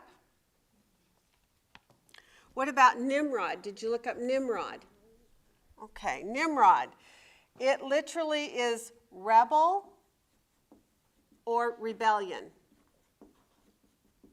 Boy, does that tell you something about this storyline right there, right? Now you're on target as to what is it God is talking about. The subject matter here is these people are being rebellious. And in what fashion are they being rebellious, right? What did they do in their rebellion? Well, his kingdom was Babel, for one thing. They told God, no, we're not moving.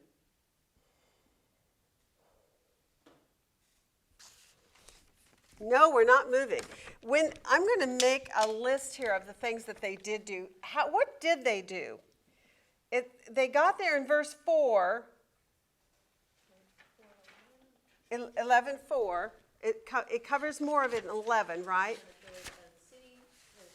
Right. That's a question I forgot to ask you. What's the difference between chapter 10 and 11 in the progression of this narrative? The order of the sons. Yeah, there's the order of the sons. In 11, there's a tower. Is that what you said? Yeah. Okay, there's Lots of info. There's actually a narrative, a story that's being told in 11, right? But what's being told in 10? Thank you. Somebody say it out loud. Overview. How many times does God do that? Big picture, details. Big picture, details.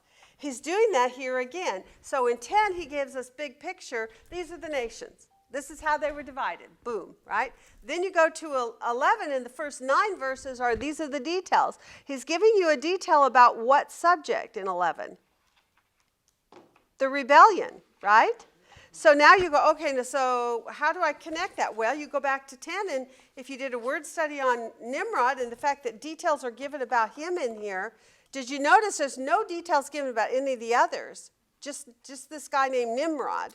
So obviously Nimrod's significance, so you should look, it's a clue, ding, ding, ding, look this word up, give yourself a word study on this because it wouldn't be given details if there weren't a real big point that's being made, especially when it's such a big picture chapter. It's all just name, name, name, name. Oh, Nimrod, let me give you a storyline. He says, so you get a storyline of him starting in verse 8, all 8, 9, and 10, you get 3 verses of a storyline. And then when you move to 11, you get 9 more verses that's connected to it where it talks about another rebellion that's going on. Now, how would I connect 10 and 11 together as being the same thing? Babel. Ah, Babel. The Tower of Babel is mentioned in here, right? The beginning of his kingdom was Babel. And so when you see that reference here of Babel, the fact that they gave you details, the fact that you now know from having done your word study on the word Nimrod that it's all about rebellion, then you go to 11 and what is the whole subject about? A rebellion. So now you're able to connect these two together, right? All right, so in chapter 11 then, let's plot out some of our details on this. Rebellion. What's the rebellion? There's several things he does. The first things he does is how he builds. How does he go about building? Yeah, with brick. Now, how conducive is building something with brick to spreading out and filling the earth? It is quite permanent. How much in your face is that to the fact that God said spread out and fill? That is pretty hardcore. Wouldn't you say, oh no, I'm not only not spreading out, I'm going to make it permanent. And P.S. and by the way, what's the next thing he does? What does he do with that brick? He gives it mortar. Yeah, Tar for mortar. Tar for mortar. Now, that's interesting because I did some work on that word tar also. What is tar? Somebody know? Well, bitumen, by its very nature, is oil-based or coal. It's oil-based. And what does oil do? And when you mix it with water? What would tar do to your brick? Waterproof. Have we heard about water anywhere in here?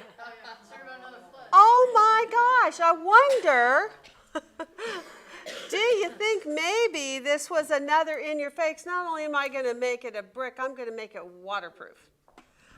Interesting. Tar for mortar. Huh? That was a similar term God gave Noah when he said to cover the boat With pitch. I bet you it is. I'll go back and look at that one, would you? I would like to know that myself. That's a good point. So using tar basically to waterproof the structure that they're building. And then the next thing that he says about it is what? It's going to reach to heaven. That's so they didn't need a boat. Just climb to the top of the tower. They can climb to the top of the tower. And you know, when you think of that, then you couple that with the next statement. What's the next statement say? Make a name for ourselves. To make a name for ourselves. Oh, and exalt our name above God's name. There you go. This is the coolest story, really. In other words, in contrast to honoring God. Okay, so also this idea of making a name for themselves. I didn't look it up, but do you remember what Satan did? Same thing. Same thing. I shall reach to the heavens. I shall exalt myself above God. So here we have a building a structure that's waterproof, that will reach to the heavens to exalt them and to make a name. How many boxes did they check of really being so defiant and so rebellious against the Lord? To reach to heaven was their attempt to get to God their way. Yes, and that would also be another thing. To defy God, if he were to flood the earth again and they built this tall enough, they're above the heavens, they're even above the mountains was their plan, right? But what happened when God confounded the language? What did they have to stop doing? They stopped building. Interesting, on your overlapping patriarchs' lives, Noah lived through all this Tower of Babel. Can you imagine Noah looking at these people going, you guys are nuts. You guys think God can't take that structure down? Well, the mighty hunter strikes me, Thank you. and maybe it's because I'm from a hunting family. Yeah, me too. Go ahead. He wasn't preserving God's creation as he should have, is how it strikes me, because we were given the animals to eat. How are you going to procure the animals, either through farming or hunting? Mm-hmm. So the mighty hunter, have you done more work on that, or? I have done some other work. The mighty hunter before the Lord. There are some people who think that's speaking of physically hunting for meat. And I know within the definition, it has to do with seeking of meat. But there are some commentaries that say that this is actually a man-hunter. And this thing of being a hunter before the Lord is not meaning standing in front of him, bowing and saying politely, because of everything else we now know, it's not that kind of a guy. This is a guy who is in your face, opposition to, he's opposing God. So he's before the Lord in opposition.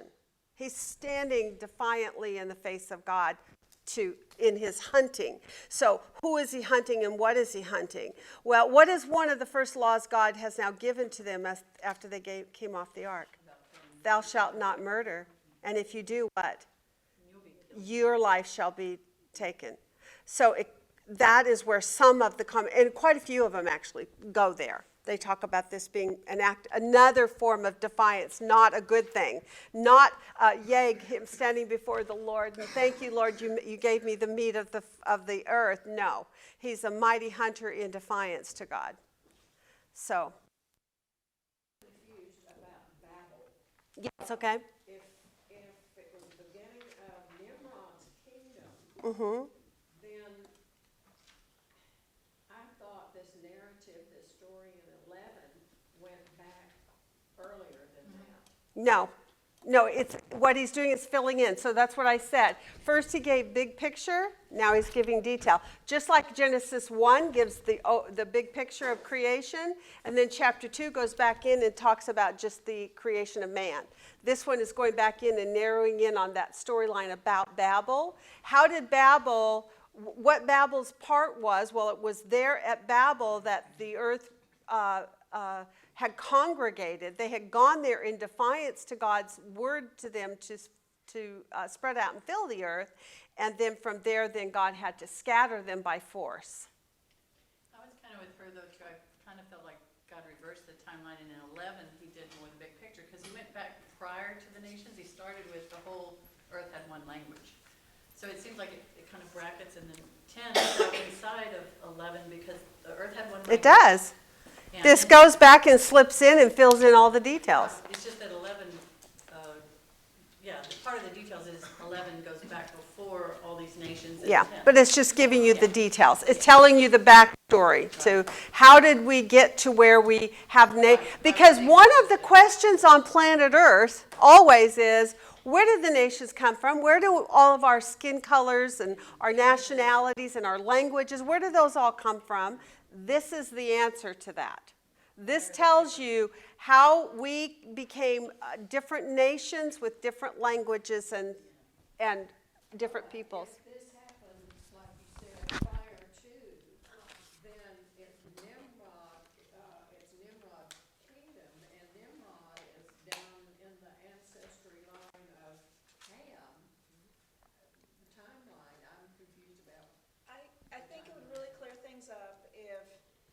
Genesis 11:2, it came about as they. If you circle they and write Yeah, Cush and Nimrod Found the plane in Shinar, Yeah. journeyed east, Yeah. that they found a plain in the land of Shinar and settled there. It's not saying, oh, a whole bunch of people all over the earth ended up on this plain of Shinar. It's saying Nimrod. Yeah.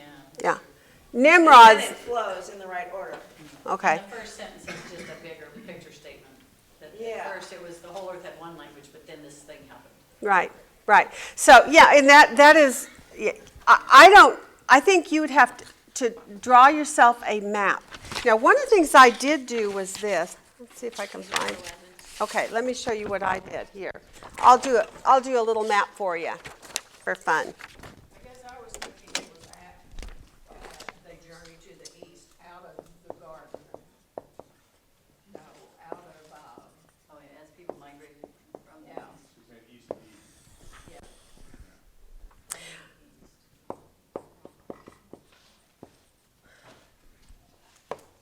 We also had that guy named Peleg, remember? In the days of Peleg, what happened? Okay, so I have a map that I pulled off of one of the sites that I'm just borrowing their dating system for you, just because it's what they gave me, and I'm not saying it's absolutely right on, but we know that the layout is correct. Okay, so here we have this. We have the layout of Shem is born, right? There's a flood. We see Peleg comes along in his birth, and then Shem dies after this event of Peleg, just so you know that. In between then, right in here somewhere, is what we see the Tower of Babel occurring. And up till then, they have one language. Yeah. Up to here, one language. And somewhere in here, Well, that's still one language after the flood. confused language. Well, I would think it would be right at when Peleg, yeah, okay, you got Peleg died. I was thinking that's when Peleg was born. Yeah, no, Peleg was, well, I don't even have one. I guess I should have put it on there. I didn't, did I? Born, flood, Peleg was born 131 years after the flood. yeah. Peleg, born. And I had 1757 on that and died over there. So we have Shem is born, we have a flood, we have Peleg, we have the beginning of him, the end of him, and somewhere in there, the Tower of Babel occurs. We don't know exactly when. It's during this time that the languages are confused. Before that, the world had one language. Does that help you? Does that map it out better? Yeah, and then like what she's saying, Good. 11, 1 through 6, that whole stretch, they still have one language. Yes. Okay. So it's a little confusing because 10, I mean. Well, this is where I'm saying timelining. If you did a timeline like this and mapped it out, it would be helpful. And so that's what I did for myself. I did that just at the bottom of my observation worksheet and put it on there just so I would see that it was sometime after the birth of Peleg and before he died. It just says in the days of Peleg that this confusion of the languages occurred. Just so you know that, that's all you need to know. And what you need to know then is also that when that confusion of the languages came, that's when the nations birthed.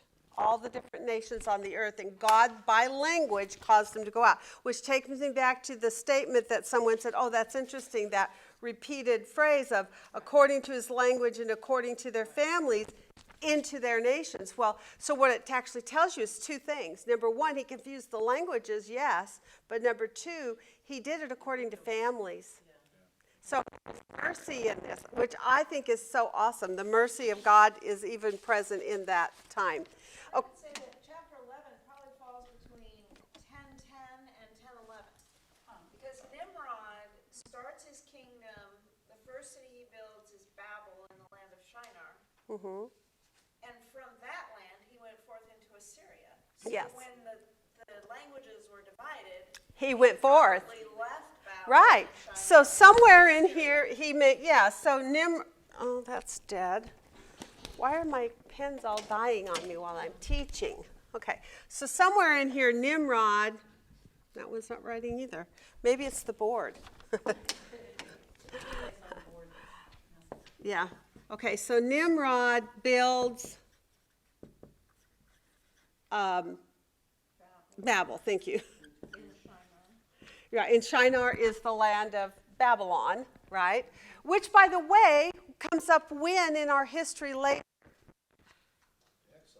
It's at the end times, right? It's back in Babel that the woman, the great harlot, and all the things that she's going to do is occurring from the book of Revelation. So isn't it interesting that the place where this kind of rebellion began, and by the way, we didn't even get into it, but there's a very interesting history about the religion that was birthed out of Babel through the subject of Nimrod and his mom, Semiramis. And it's from that first real rebellion in the face of God, against God, then that these false religions are birthed. Yep, the mother-son cults that are developed out of that. Later in Ezekiel, we're going to see them come up where they are crying for Tammuz, which is another name for her. And that's one of the reasons why God, his spirit, leaves the temple, is because of this thing. So it's all time, which is the whole point to what we're doing this morning. All we're trying to do is for you guys to start making connections, that these lineages, although we aren't going to have time to go through all of this, but what I'm showing to you is all of these little pieces of information in these two chapters are going to have some kind of a ramification later. They're going to come back. For sure, Babel comes back. Babel becomes a huge thing, as you guys know, having done Revelation. All of chapter 17 and 18 of Revelation are about Babel and about Babylon. I can send out that word study I did again of all the occurrences of Babylon in the whole Bible. Sure. Send it to Kristen and she'll attach it. Kristen, because there's a bunch of new people who didn't. Yeah, and we can attach it, and if you're interested in looking at that. So Babel becomes important. So in this rebellion, then, he builds in Babel, but what had God said was it was in 9:1, I think he says, reproduce and fill the earth, right? So this is the rebellion that took place. What did he do? He built. He built with brick, with mortar that was covered in tar. It was to reach to heaven, make a name for himself. This rebellion began there. There is this religion that also began there, which you can do some research on it. I don't have time to teach it because that's a whole other subject matter. Okay, so let's close. Okay, so let's close this then with Shem. We know about Shem. Shem is the godly bloodline. We see they are mostly the Middle East, basically. Right? We've got Iran, Iraq, Assyria, Saudi Arabia, and ancient Mesopotamia. All that's through Abraham, Isaac, and Jacob. And they eventually then father Israel, right? So all of that's coming about. So it's going to be the Middle East and then eventual Israel. So that's in a nutshell all I really need to tell you. Although you could go through all those names and figure out who does what. I did. It's all on my chart. But it's a bunch of work. We see that in with Shem here, it is Shem to Peleg, and then it's Peleg, basically to Abram.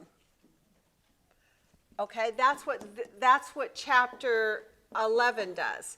But chapter 10 shows Shem to, let me get it out here, to Peleg and his brother Joktan.